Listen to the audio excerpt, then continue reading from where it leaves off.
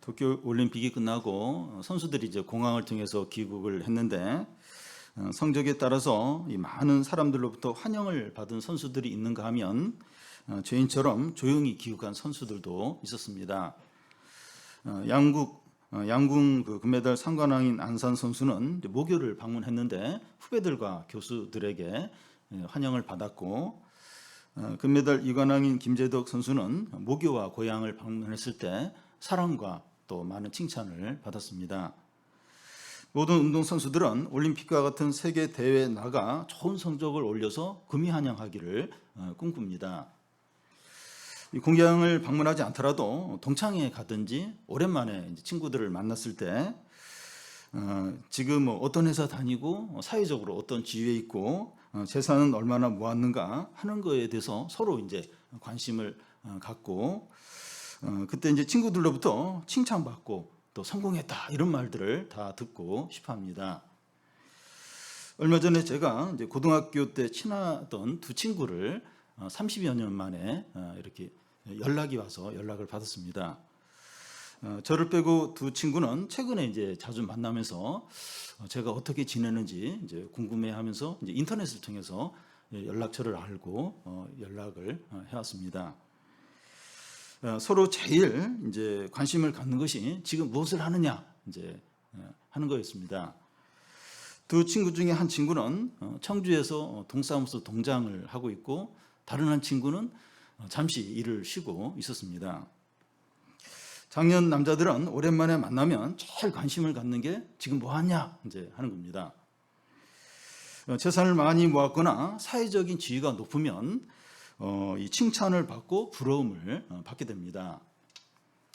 나오미도 10년 만에 고향 땅으로 돌아오는데 금이 환영은 아니더라도 고향 사람들에게 좋은 모습을 보여주고 싶었을 겁니다. 그렇지만 아무것도 없었습니다. 유다 베들레헴을 떠난 지 10년 만에 남편은 죽고 두 아들도 죽고 재산은 하나도 없고 이방 여인 며느리 하나만 데리고 이제 돌아온 겁니다. 나오미가 베들레헴에 나타나자 사람들은 어떻게 반응합니까? 19절을 보면 이에 그 두 사람이 베들레헴에 갔더라. 베들레헴에 이를 때 온 성읍이 그들로 말미암아 떠들며 이르기를 이가 나오미냐 하는지라. 베들레헴은 큰 도시가 아니기 때문에 나오미를 다 알아보고 큰 소동이 난 겁니다. 10년 전에 베들레헴을 떠날 때 남편과 두 아들이 있었고 또 재산도 많았는데 남자들은 다 죽고 아무것도 없이 돌아오니까 베들레헴 사람들이 큰 소동을 일으키면서 놀라는 겁니다. 나오미는 조용히 베들레헴으로 돌아오기를 원했습니다. 아무도 자기를 몰라보고 무관심해 주기를 바랬습니다. 우리도 이제 그럴 때가 있는데 상황이 너무 힘들고 이제 속상할 때 사람들이 관심을 갖고 뭔가 물어보는 게 부담스럽고 피하고 싶을 때가 있습니다. 나오미는 베들레헴 사람들이 자기에게 관심을 갖자 어떻게 합니까? 20절, 21절을 보면 나오미가 그들에게 이르되 나를 나오미라 부르지 말고 나를 마라라 부르라. 이는 전능자가 나를 심히 괴롭게 하였음이라. 내가 풍족하게 나갔더니 여호와께서 내게 비어 돌아오게 하셨느니라. 여호와께서 나를 징벌하셨고 전능자가 나를 괴롭게 하셨거늘 너희가 어찌 나를 나오미라 부르냐 하니라. 나오미는 사람들이 자기에게 관심 받는 것에 대해서 숨기려고 하거나 또 변명을 하려고 하거나 누군가를 원망하지 않았습니다. 그는 더 나아가서 자기 이름을 나오미라고 하지 말고 마라라고 부르라고 합니다. 이 나오미의 뜻이 기쁨, 희락 이런 뜻이고, 마라는 쓴, 고통 이제 이런 이제 의미인데, 이제는 자기를 마라, 쓴 고통이라고 이제 부르는 겁니다. 이게 뭘 보여주는가 하면 나오미는 자신의 실패와 부끄러운 모습을 사람들 앞에 그대로 인정을 하고 있다는 겁니다. 자존심을 버린 거죠.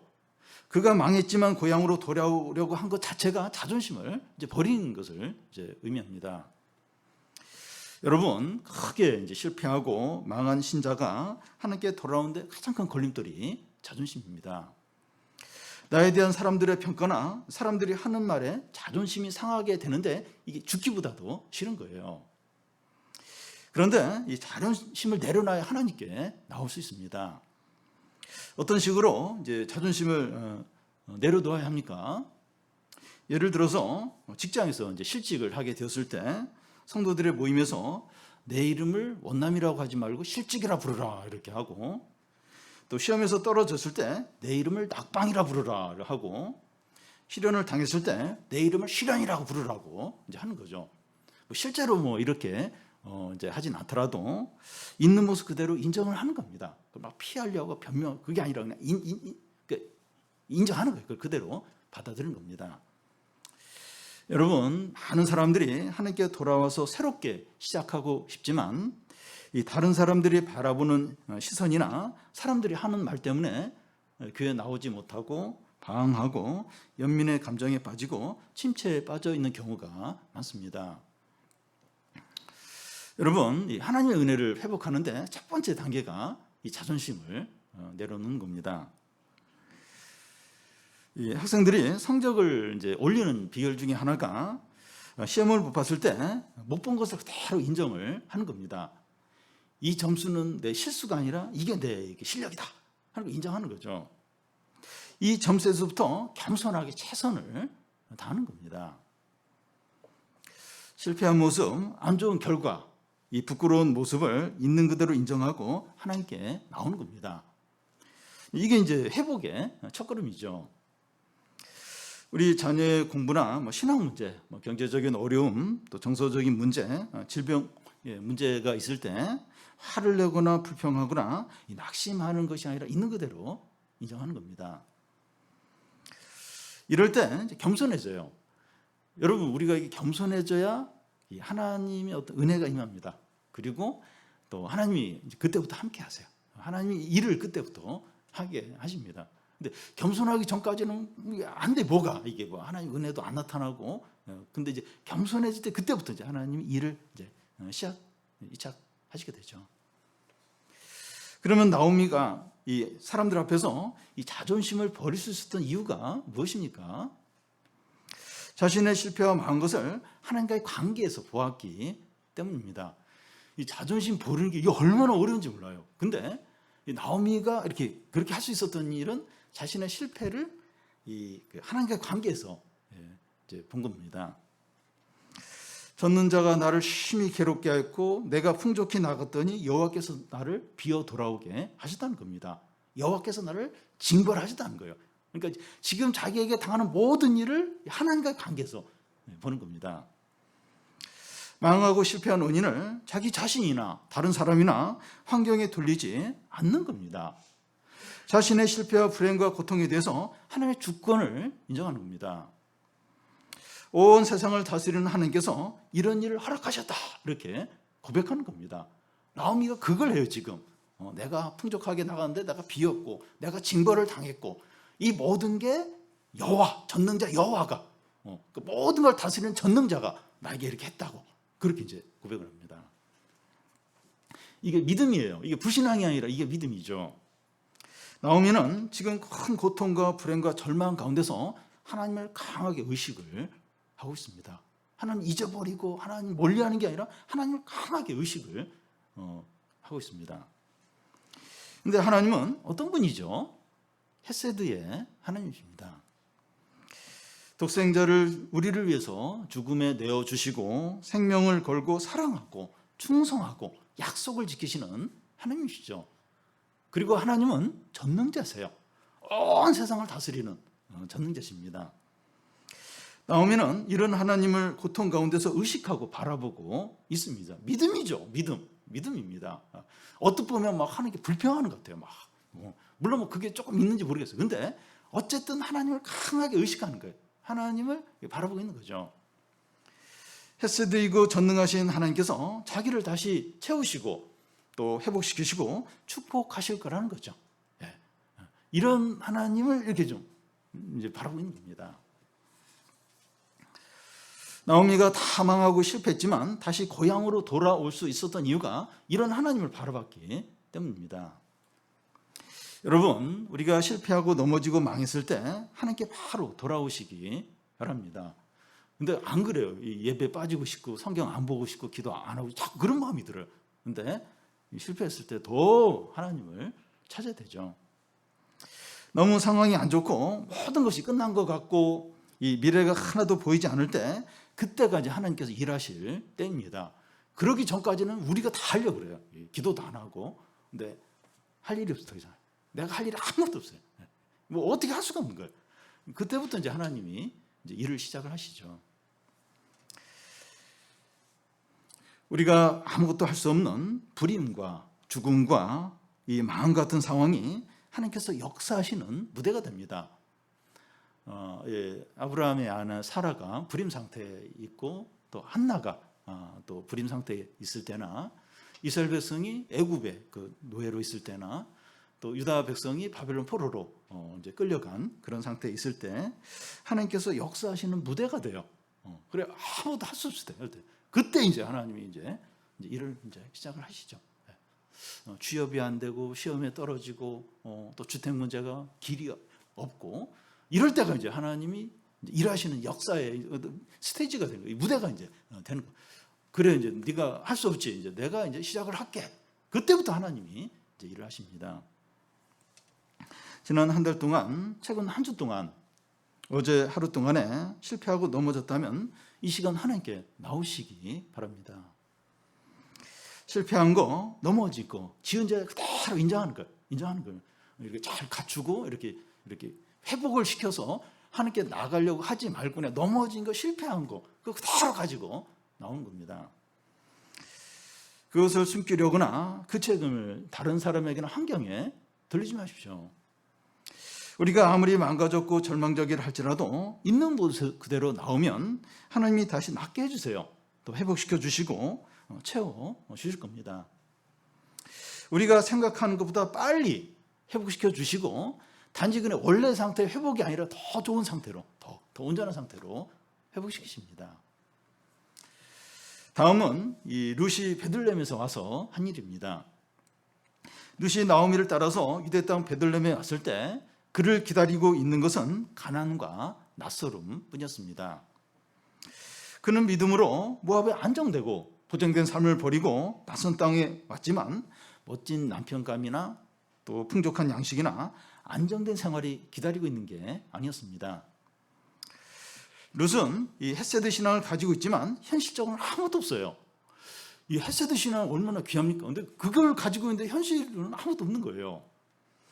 오히려 그는 참된 믿음을 가졌기 때문에 좁아지고 또 이 제한되고 낮은 자리로 내려가야 했습니다. 그런데 현대에는 이렇게 되는 걸 종교적인 억압이다, 종교적인 횡포다, 또 인권 침해다, 이런 식으로 여기면서 싫어합니다. 신앙을 가지면 삶이 더 이렇게 넓어지고 하고 싶은 거 다 하고 이렇게 잘 살고 이게 점점 좋아져야 되는데 좁아지고 제한을 받고 또 낮은 자리로 내려갈 수도 있고, 그건 종교의 억압이라는 거예요. 이건 인권 침해고 이런 건 나쁜 거라 하면서 다 싫어합니다.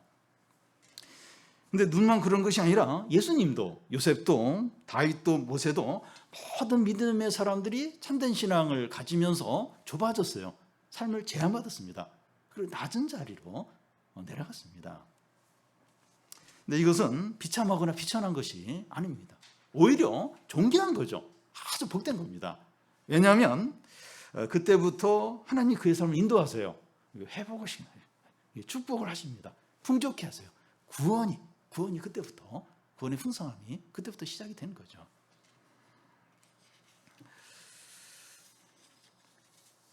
그런데 이 다른 사람들은 이제 나오미와 룻이 이제 모압으로부터 베들레헴에 왔을 때 이제 보리 추수가 시작이 됩니다.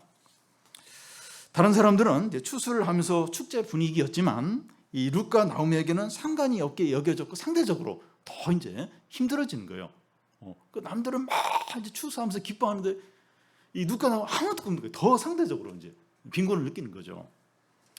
이런 상황에서 룻은 나오미에게 무슨 말을 합니까?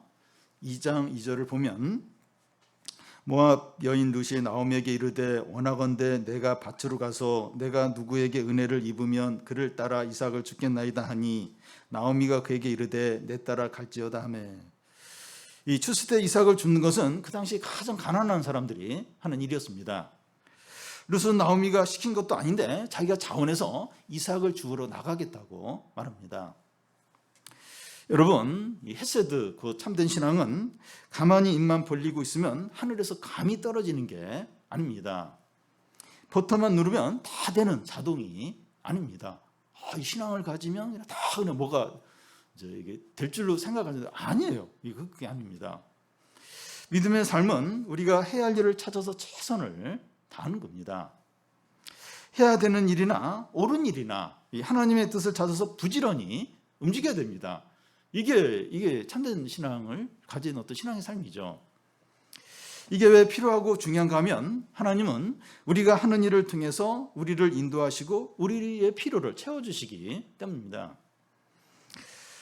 잠시 후에 보겠지만 룻은 이제 이삭을 주우려 나갔다가 이 보아스의 밭에서 이삭을 죽게 되고 보아스를 만나게 됩니다. 보아스가 집에 침체되어서 아무것도 하지 않는 룻을 찾아온 게 아니에요. 룻이 너무 침체되어 있으니까 보아스가 와가지고 그러면서 서로 만나게 돼요. 그게 아니에요. 룻이 나가서 이삭 죽게 하면서 이제 보아스를 이제 만나게 된 거죠. 여러분, 이 하나님의 응답과 이 도움은 허공에서 이루어지는 것이 아니라 우리가 믿음으로 하는 작은 일을 통해서 이루어집니다. 출애굽기에 보면 모세가 태어나서 모세의 부모가 3달 동안 이제 이 모세를 이제 양육을 하는데 애가 크면서 막 울음소리가 커지는 거예요. 도저히 이제 이 모세를 양육할 수 없어서 갈대 상자를 만들어서 이제 나일강에 띄워놓습니다. 근데 그때 이제 바로의 공주가 목욕하러 왔다가 이제 이 갈대 상자를 발견하고 모세를 데려다가 왕궁에서 양육을 하게 되죠. 이런 식으로 하나님의 도움과 구원은 우리가 하는 작은 일을 통해서 이루어집니다. 근데 많은 믿는 자들은 어려운 상황에 처하게 되면 아무것도 하지 않으려고 해요. 그러니까 이렇게 편안할 때는 뭔가 이렇게 막 하려고 하는데 진짜 어려움이 닥치면 모든 일에 손을 그냥 놔버리려고 합니다.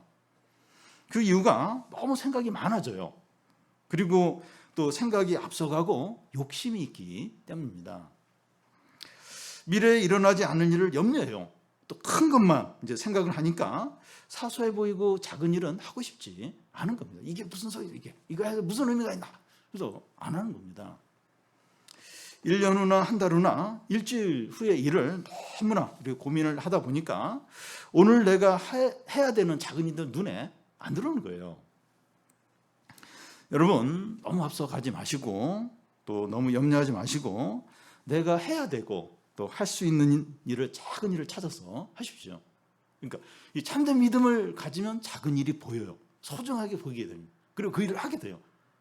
근데 이제 이렇게 어려움 때문에 또 있는 믿음마저 약해져 버리면 안 보여요. 이게 무슨 의미가 있는가? 그러면서 막 걱정만 하게 되고 생각이 복잡해지고 이제 그렇게 되는데 염려 너무 하지 마시고 이게 작은 일, 내가 할 수 있는 거 해야 되는 작은 일을 찾는 겁니다. 요즘 핸드폰을 너무 많이 하고 있다면 줄이는 거예요. 줄이고 또 집에만 너무 있으면 밖에 나가서 산책이라도 하고 또 이 설거지, 밀린 설거지 하고 또 전화할 거 있으면 전화하고 계속 미루고 전화해야 되는데 안 했던 거 전화하고 또 미뤘던 일들이 있으면 그거 하는 겁니다. 작은 일이라도 이제 해야 할 일이나 옳은 일이나 이 하나님의 뜻을 행할 때 기분이 좋아져요. 행복합니다. 이상해요. 계속 안 하고 미루면 행복할 것 그렇지 않아요. 이렇게 해야 되는 거, 옳은 거, 하나님의 뜻 작은 거라도 이렇게 행하면 기분이 좋아져요. 행복해져요. 다시 또 뭔가 할 수 있는 의욕이 생기게 됩니다. 이상해요. 이상해요. 이 기쁨이 있어요. 하나님은 그 작은 일을 통해서 우리를 인도하세요. 우리의 필요를 채워주시고 구원을 이루십니다. 참된 믿음을 가진 사람의 특징이 작은 일이 보여요. 그걸 하는 거예요. 그걸 하면 하나님의 어떤 인도와 어떤 은혜가 이제 시작이 되는 겁니다. 룻이 이삭 죽기를 하러 나갔을 때 어떤 일이 준비되어 있었습니까? 3절을 우리 같이 한번 읽겠습니다. 룻이 가서 베는 자를 따라 밭에서 이삭을 줍는데 우연히 엘리멜렉의 친조 보아스에게 속한 밭에 이르렀더라. 룻이 이삭을 주우러 한 밭에 들어갔는데 그 밭이 다름 아니라 룻의 시아버지 엘리멜렉의 친척인 보아스의 밭이었습니다. 보아스는 그 1절에 보면 유력한 자로 큰 부자였습니다. 보아스는 나오미의 잃은 땅을 사서 돌려줄 수 있는 그런 위치에 있는 친척이었습니다. 나오미가 룻에게 그 밭에 들어가라고 말한 것도 아니고 룻은 아무것도 모르는 가운데 어느 밭에 들어갔는데 그 밭이 보아스의 소유인 밭이었던 거예요. 3절 중간에 우연이라고 되어 있는데 원문에 보면 우연하게 하면서 우연을 두 번이나 반복하면서 강조하고 있습니다. 의도했다거나 어떤 정보가 있어서가 아니었다는 겁니다. 그러면 어떻게 된 겁니까? 사람에게는 우연이지만 하나님의 섭리고 인도하심이죠. 우리에게 우연처럼 보이는 일들도 하나님의 뜻 안에서 일어난다는 겁니다. 그래서 구약에 보면 이렇게 제비뽑기가 이렇게 나와 있어요. 그러니까 히브리 사람들은 그걸 인정을 하는 거예요. 이게 우연 같은 일들도 하나님이 주관하신다. 이래서 이제 제비뽑기로 이제 땅도 분배하고 또 이스라엘 왕 초대 왕을 뽑을 때도 이제 제비뽑기로 이제 했던 겁니다. 하나님께서 허락하지 않으면 우연도 일어나지 않습니다. 여러분, 아무도 이제 모르고 낯선 곳에 또 의지할 것이 없는 룻을 하나님은 우연 같은 일을 통해서 세밀하게 인도하십니다. 하나님은 룻을 인도하시는데 보이지 않게 숨어서 하세요. 성경도 우연히 잠시 후에 보면 또 이제 이렇게 또 보아스를 만나는 이것도 이제 우연인데, 그러니까 그 하나님이 분명히 인도하시는데 숨어서 이렇게 인도 이제 하신 거죠. 하나님 우리에게도 그렇게 하십니다. 우리가 의지할 것도 없고 불안한 미래를 살 수 있는데 하나님은 보이지 않게 우연 같은 일을 통해서 우리를 인도하십니다. 하나님이 보이지 않는다고 우리와 함께 하시지 않는 것이 아닙니다. 우리가 잘 못 느낄 뿐이죠. 하나님 안 보이니까 하나님 함께 하지 않으셔. 하나님 날 버리신 것 같아. 안 보인다고 이제 그렇게, 그러니까 안 보이니까 그렇게 못 느낄 뿐이죠. 지금은 잘 모를 수 있는데 나중에 하나님께서 우리를 인도하고 지키셨구나 하는 것을 나중에 깨달을 때가 얼마나 많은지 몰라요. 지금은 몰라요. 하나님 안 계시고 뭐 이렇게 기도도 응답 안 하시는 것처럼 느끼는데 나중에서야 하나님 그때 인도하셨고 지켜주셨구나. 그걸 깨달을 때가 얼마나 많은지 모릅니다. 여러분, 우리가 이 헤세드 신앙을 가지면 현실적으로 제한받고 또 좁게 사는 것처럼 여겨질 수 있지만 하나님께서 보이지 않게 우리를 얼마나 섬세하게 인도하시고 지켜주시고 구원을 이루시는지 모릅니다. 다음은 그 룻에 대한 보아스의 배려입니다. 룻이 밭에서 이삭을 줍고 있을 때 그 밭 주인인 보아스가 마침 그 밭에 들게 됩니다. 그런데 보아스와 룻과의 만남도 우연히 딱 이제 마주치는 것을 볼 수 있어요. 그러니까 이 보아스가 사는 곳하고 그 밭하고 이게 거리가 있어요.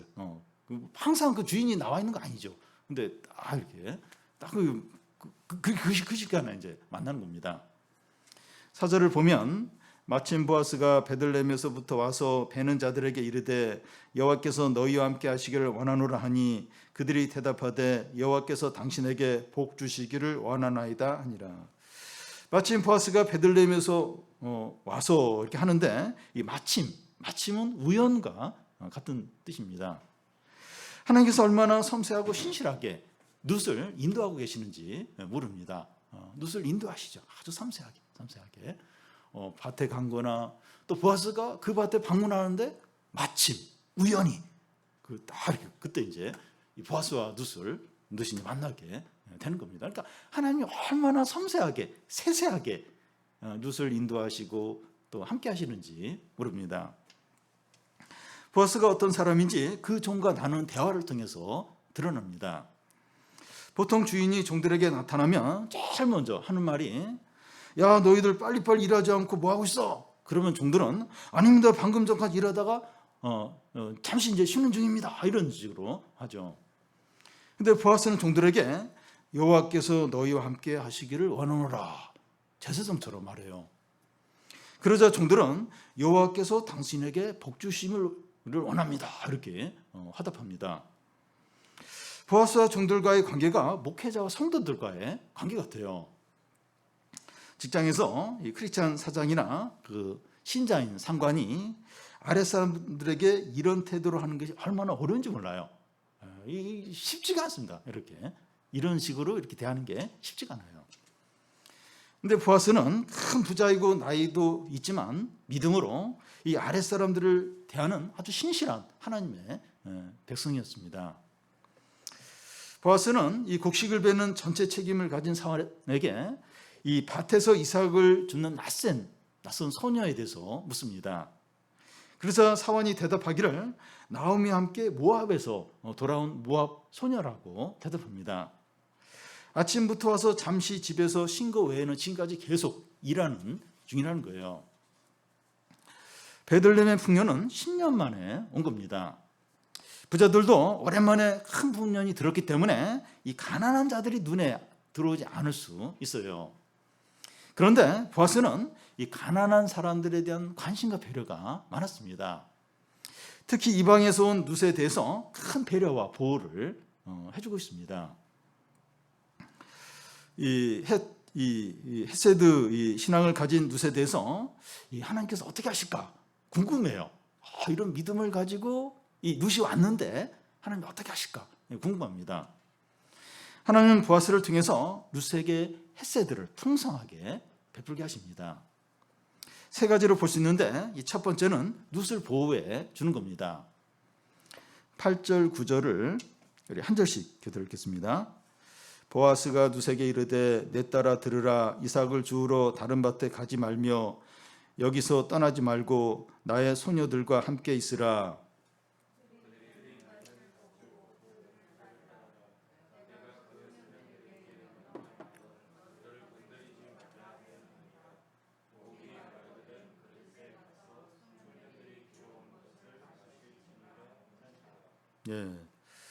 보아스는 룻에게 아주 구체적으로 분명하게 말해주므로 룻이 안심하고 그 밭에 계속 머물도록 했습니다. 그러니까 보아스가 이렇게 너무 애매하게 그냥 한마디만 그냥 우리 밭에서 해 뭐 이러면 그 말을 듣는 이 룻 입장에서는 약간 이렇게 뭔가 말이 명확하지 않으면 의심을 할 거예요. 계속 있어야 되나 또 막. 근데 아주 구체적으로 명확하게 이 밭에 있으라고 세세하게 이야기를 해줍니다. 그러니까 룻은 안심을 하는 거예요. 그리고 그 당시에 이방 여자들은 남자들에게 겁탈을 당하기가 쉬웠는데 소년들에게 명령해서 나쁜 짓을 하지 못하도록 그렇게 조치를 취하고 있습니다. 또한 목이 마르면 소년들이 길로 물에 가서 그 물을 마시도록 배려를 해줍니다. 룻은 보아스의 이런 배려를 받고 나서 어떻게 합니까? 10절을 보면 룻이 엎드려 얼굴을 땅에 대고 절하며 그에게 이르되 나는 이방 여인이거늘 당신이 어찌하여 내게 은혜를 베푸시며 나를 돌보시나이까 하니. 룻이 어찌하여 자기는 이런 대우를 받을 자격이 없다는 겁니다. 당신이 어찌하여 내게 은혜를 베풀고 나를 돌보시나이까. 전혀 자격이 없는 사람에게 아낌없이 베푸는 사랑과 은혜가 이제 헤세드인데 보아스는 룻을 철저히 보호해 줌으로 헤세드를 베풀고 있는 겁니다. 두 번째는 룻을 전적으로 인정해 주는 겁니다. 11절 12절을 우리 한 절씩 교독 읽겠습니다. 보아스가 그에게 대답하여 이르되 내 남편이 죽은 후로 내가 시어머니에게 행한 모든 것과 내 부모와 고국을 떠나 전에 알지 못하던 백성에게로 온 일이 내게 분명히 알려졌느니라.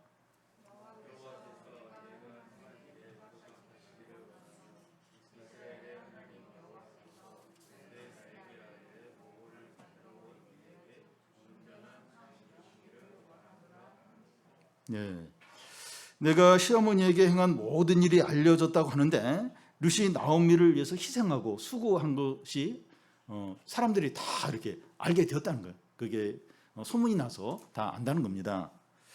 그러면서 이제 칭찬을 이제 해주고 있습니다. 또 내 부모와 내 고국을 떠나 전에 알지 못하던 백성에게 왔다고 하는데 룻이 자기 가족과 동족을 포기하고 이스라엘 백성이 데려한 것을 말합니다. 이것은 이제 그 당시 문화에서 죽는 것처럼 큰 대가를 지불하는 것인데, 보아스는 이제 이런 룻에 대해서 크게 칭찬을 하고 있습니다. 특히 12절에서 이스라엘의 하나님 여호와의 날개 그날에 보호하러 왔다고 하는데, 자기 동족의 신을 버리고 여호와 하나님을 신으로 이제 섬기려고 하는 것을 말합니다. 이것도 그 당시 문화에서 불가능한 일인데, 룻이 이렇게 한 것에 대해서 보아스는 칭찬하면서 축복을 해요. 그러면서 하나님께서 온전한 상을 주기를 원한다고 그렇게 말합니다. 축복은 사람이 하지만 하나님께서 능력으로 그 축복을 이루십니다. 보아스는 룻의 희생과 수고와 믿음을 전적으로 인정을 해주면서 하나님의 이름으로 축복합니다. 룻이 이 보아스의 말을 듣고 어떻게 반응해요? 13절을 보면 룻이 이르되 내 주여 내가 당신께 은혜를 입기를 원하나이다. 나는 당신의 하녀 중에 하나와도 같지 못하오나 당신이 이 하녀를 위로하시고 마음을 기쁘게 하는 말씀을 하셨나이다 하니라. 룻은 자신을 하나님 당신의 하녀 중에 하나보다도 못하다고 하는데, 이 지금 겸손하게 말하는 것이 아니라 실제로 그 당시 사회적 신분이 그런 겁니다. 그러니까 이스라엘 사회에 여러 신분의 어떤 이런 그런 계급이 있는데 제일 아래, 제일 밑에가 이방 여자예요. 그러니까 진짜로 제일 낮은 어떤 위치에 이제 있는 겁니다. 근데 지금 보아스는 이런 낮은 위치에 있는 룻을 위로해요. 기쁨을 주고 있습니다. 이것이 헤세드를 베푸는 거죠. 룻은 너무나 기뻐하고 행복해합니다. 이게 느껴지잖아요. 이게 느껴지잖아요. 너무나 기뻐, 너무나 행복해 하고 있습니다. 지금 이게 보아스가 룻에게 이제 칭찬해주고 인정해주고 막 축복해주는데, 룻에게 가장 필요한 거, 그걸 지금 아낌없이 이제 보아스가 룻에게 해주고 있습니다. 그러니까 룻이 너무나 행복해하니까 너무나 이제 기뻐하는 겁니다. 세 번째는 룻을 공동체 안으로 받아들이는 겁니다. 14절인데, 식사 때 보아스가 룻에게 이르되 이리로 와서 떡을 먹으며 내 떡 조각을 초에 찍으라 하므로 룻이 곡식 빼는 자 곁에 앉으니 그가 볶은 곡식을 주매 룻이 배불리 먹고 남았더라. 보아스는 룻을 이제 식사 교제 초대를 하는데, 믿음의 한 가족과 신앙 공동체의 한 일원으로 받아들이는 이제 의미입니다. 이렇게 되려면 룻을 이제 동등하게 대해주는데, 룻을 이제 동등하게 진짜 대해주느냐, 그 증거로 이제 볼 수 있는 게 내 떡을 초에 찍어서 먹으라고 하고, 또 곡식을 베는 자들 곁에 앉아서 먹게 하는 거예요. 그러니까 조금 떨어져서 이렇게 거리를 두고 앉아서 먹는 게 아니라 같이 곁에 앉아서 같이 이제 식사를 하게 하고, 또 배불리 먹었다는 겁니다. 눈치 보면서 조금 먹고 말고, 그게 아니라 배부르게 마음껏 이제 먹은 거죠. 룻이 신앙 공동체에 소속이 되었다는 것은 너무나 중요한 의미가 있습니다. 룻이 회복되고 축복하고 믿음의 이제 조상이 되는데, 이 모든 것이 신앙 공동체 안에서 이루어지게 됩니다. 여러분, 신앙 공동체 안에서 하나님의 모든 축복과 은혜와 회복이 나타나게 됩니다. 신앙 공동체 안에서 상처와 아픔이 치료가 되고 변화되고 구원받고 새 사람이 되는 거죠. 제가 이제 20대 초반에 열등감과 분노가 많았어요. 또 이 정욕의 눈으로 빠져드는 그런 상황이었는데, 신앙 공동체 안에서 변했어요. 신자가 되고 또 하나님의 자녀가 되었습니다. 지금도 이제 신앙 공동체 안에서 저는 성장을 해요. 그리고 힘을 얻고 있습니다. 이 신앙 공동체 때문에 제가 이제 된 것입니다. 신앙 공동체가 너무나 중요한데, 이 헤세드가 있어야 합니다. 우리 주 깊은 공동체는 좋은 공동체예요. 우리 안에 헤세드가 있습니다. 우리 공동체 안에 룻도 있고 보아스도 있고 라오미도 있습니다. 보여요. 우리 공동체 안에 이런 분들이 보입니다.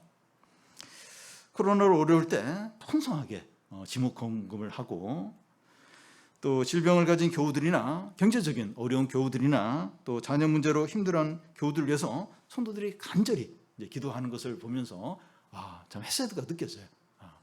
헤세드가 있다는 게 느껴집니다. 근데 우리 공동체 안에 헤세드가 더 넘치고 강력해져야 합니다.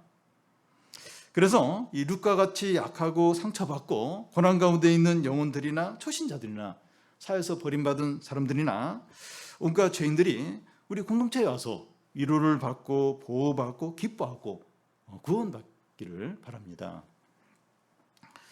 이 시간 우리가 주님 앞에 나왔는데 실패하고 넘어진 것이 있다면 있는 그대로 인정하고 하나님께 나오시기를 바랍니다. 우리의 절망적인 상황과 우리가 할 수 없는 어려움이 하나님께서 일하시는 무대가 돼요.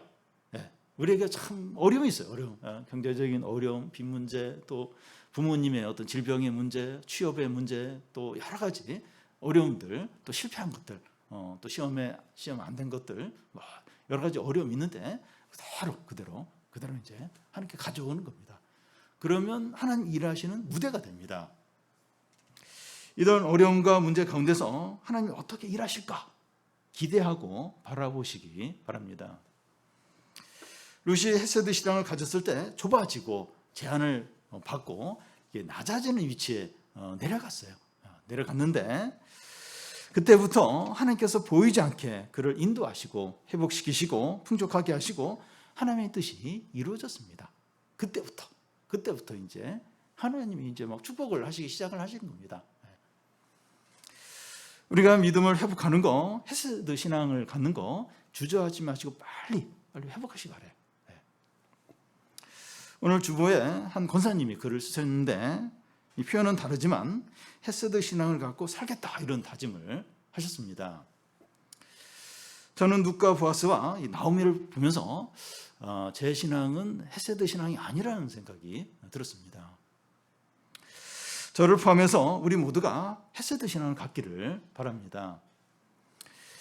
우리 모든 성도들이 룻과 같이 헤세드 신앙을 가져서 하나님의 인도와 회복을 경험하고 보아스같이 헤세드를 베풀므로 약하고 고난 가운데 있는 사람들을 살리고 풍성하게 하고 구원하게 하는 그런 은혜가 우리 공동체 가운데 넘치기를 바랍니다.